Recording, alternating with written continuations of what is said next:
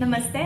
ನಾವು ಕೆಲವೊಮ್ಮೆ ತಪ್ಪುಗಳನ್ನು ಮಾಡಿದಾಗ ನಮ್ಮ ಹಿರಿಯರು ನಮಗೆ ತಪ್ಪುಗಳನ್ನು ಮಾಡಬೇಡಿ, ಮುಂದೆ ನರಕ ಯಾತನೆಯನ್ನು ಅನುಭವಿಸ್ತೀರಾ, ನರಕಕ್ಕೆ ಹೋಗಬೇಕಾಗತ್ತೆ ಅಂತ ಹೇಳ್ತಾರೆ. ಆದರೆ ನಾವು ಯಾರು ಕೂಡ ಅದಕ್ಕೆ ಕಿವಿಗೊಡೋದಿಲ್ಲ.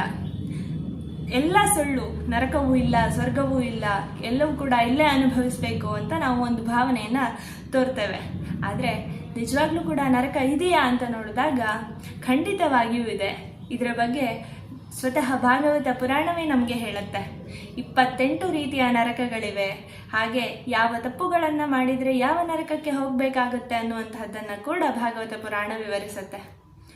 ಹಾಗಿದ್ರೆ ಆ 28 ರೀತಿಯ ನರಕಗಳು ಯಾವುದು ಅಂತ ಒಂದೊಂದಾಗಿ ನೋಡ್ತಾ ಹೋದರೆ, ತಾಮಿಸ್ರ, ಅಂಧತಾಮಿಸ್ರ, ರೌರವ, ಮಹಾರೌರವ, ಕುಂಭಿಪಾಕ, ಕಾಲಸೂತ್ರ, ಅಸಿಪತ್ರವನ, ಸುಕೂರಮುಖ, ಅಂಧಕೂಪ, ಕ್ರಮಿಭೋಜನ, ಸಂದಂಶ, ಶಾಲ್ಮಲಿ, ವೈತರಣಿ, ಪುಯೋದ, ವಿಷಸನ, ಸಪ್ತಸೂರ್ಮಿ, ವಜ್ರಕಂಟಕ, ಪ್ರಾಣರೋಧ, ಲಾಲಾಭಕ್ಷ, ಸಾರಮೇಯಾದನ, ಅವೀಚಿ ಮತ್ತು ಅಯಃಪಾನ, ಕ್ಷಾರಕರ್ದಮ, ರಕ್ಷೋಗಣ ಭೋಜನ, ಶೂಲಪ್ರೋತ, ದಂದಶೂಕ, ಪರ್ಯಾವರ್ತನ, ಅವಟ ನಿರೋಧನ ಮತ್ತು ಸೂಚಿಮುಖ. ಇವೇ 28 ರೀತಿಯ ನರಕಗಳು. ಹಾಗಿದ್ರೆ ಯಾವ ತಪ್ಪುಗಳನ್ನು ಮಾಡಿದರೆ ನಾವು ಯಾವ ನರಕವನ್ನು ಅನುಭವಿಸ್ತೇವೆ ಅನ್ನೋದನ್ನು ಮುಂದಿನ ವಿಡಿಯೋದಲ್ಲಿ ನೋಡೋಣ.